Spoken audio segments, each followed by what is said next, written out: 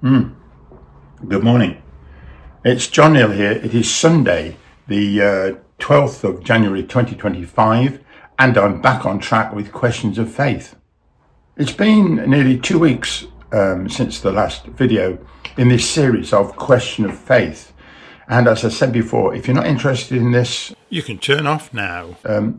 I've got to use the word religious. As soon as you say religious, people sort of shy away. Sometimes they prefer to say spiritual, okay? But I'm going to talk about original sin because we talked about good and evil last time, and that I think will relate to the original sin as discussed in other faith groups. But before I go any further, I have to say this, and that is, these are only my own thoughts about these issues with regard to reference to the Bahá'i writings. It's important I say this because for Baha'is, it's only right that we explore the issues that we're talking about. But the Bahá'i writings, that is the writings of the Bab, Baha'u'llah and Abdu'l-Baha in particular, are the bedrock of what the Bahá'i faith is all about.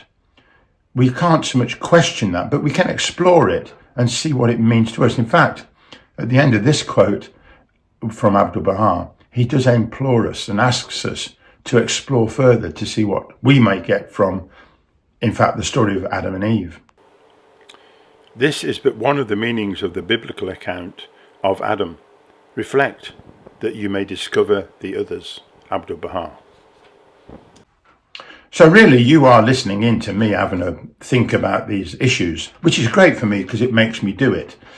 So I appreciate anybody listening in. And if you've got any questions or points to make, please comment below. That's the whole point of it. So let's have a closer look at the story of Adam and Eve in the Garden of Eden. And it is one of the subjects discussed in this book called Some Answered Questions. Some Answered Questions was first published in 1908. This is from Bahaipedia.org. Very useful website, actually. Some Answered Questions was first published in 1908. It contains questions asked to Abdu'l-Baha, son of the founder of the Bahá'i faith, by Laura Clifford Barney, during several of her visits to Haifa between 1904 and 1906, and Abdu'l-Baha's answers to these questions. In 2014, a new translation of this book was undertaken by a committee of persons at the Bahá'i World Centre. So when Abdu'l-Baha was asked about the story of Adam and Eve and original sin, he said this, and the first part is wonderful. It venerates, of course, Christ. When the Holy Spirits of Christ and the sanctified lights of the most great luminary were spread abroad, human realities, that means people, were saved from this attachment and sin and were granted eternal life and were delivered from the chains of bondage and entered the realms of freedom. So straight away, you've got this simple idea that Adam had sinned and Jesus saved him from that sin. And it says here, this is the meaning of Christ's words, that I gave my blood for the life of the world. The next paragraph he explains a bit more detail though. Note that if these words were taken literally, as imagined by the people of the book, that's Christians, it would be sheer injustice and absolute predestination. If Adam sinned in approaching the forbidden tree, what then was the sin of glorious Abraham, the friend of God, and the error of Moses, who conversed with God? What was the offence of Noah, the prophet?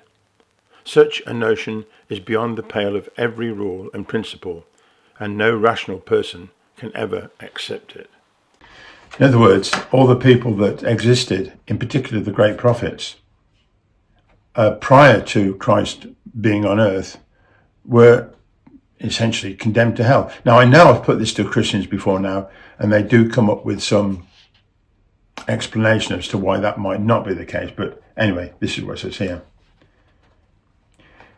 Rather, the meaning that which is already mentioned. Adam is the spirit of Adam and Eve and his self. The tree is the material world and the serpent attachment to it. This attachment, which is sin, has been transmitted to the descendants of Adam through the breath of holiness. Christ rescued souls from this attachment and delivered them from this sin. Likewise, material life compared with eternal existence and the life of the kingdom is regarded as death. Thus Christ referred to this material life as death and said, "Let the dead bury the dead." Although these souls enjoyed material life, yet in his eyes that life was even as death. And here at the end it says, which I referred to before, "This is but one of the meanings of the biblical account of Adam. Reflect that you may discover the others." So I am reflecting. This is the joy for me of the Bahá'í philosophy, the faith, and the Bahá'í writings. Not only do they give clear explanations of what the great personalities of the Bahá'í faith have to say, we have those writings, we have the original writings, but also Abdu'l-Baha says here, this is but one of the meanings. Reflect that you may discover the others, which is wonderful. We've got freedom to explore these things. So that is what I'm doing. So don't take anything I say as being important. It's just my opinion. What is important is the writings of the main characters of the Bahá'í faith. That is the Bab, Baha'u'llah, Abdu'l-Baha, and to an extent the Guardian Shoghi Effendi as well. So the idea that a baby is born, let's say, and is sinning, or has sinned, or is full of sin, original sin, and that if he is not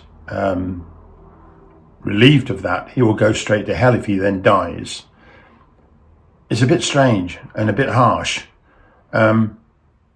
because it just immediately questions, what about the people who were not around before the time of Christ, or if those are, around in the time since and die in situations where they don't know of Christ.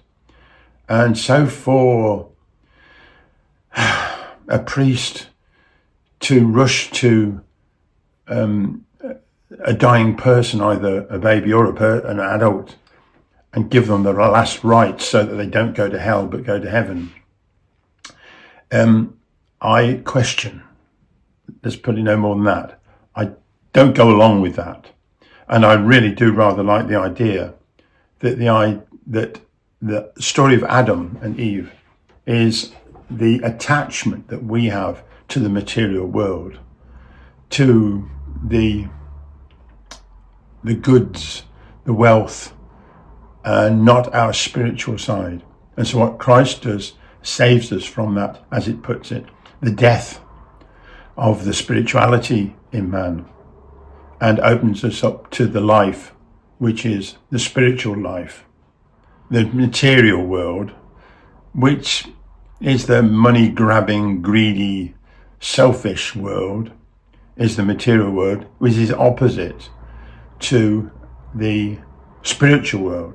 The material world is the one that Adam gave us. It's a fascinating metaphor and understanding of what that original story is all about. And then our salvation, our life, our eternal life, is one where we realize that the eternal world is one of spirituality, the life of our spirit, not of the material world.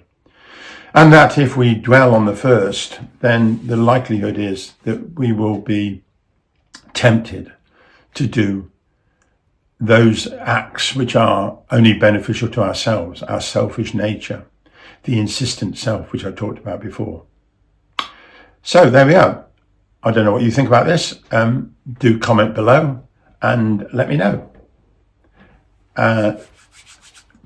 You will see me next time. Okay, bye-bye.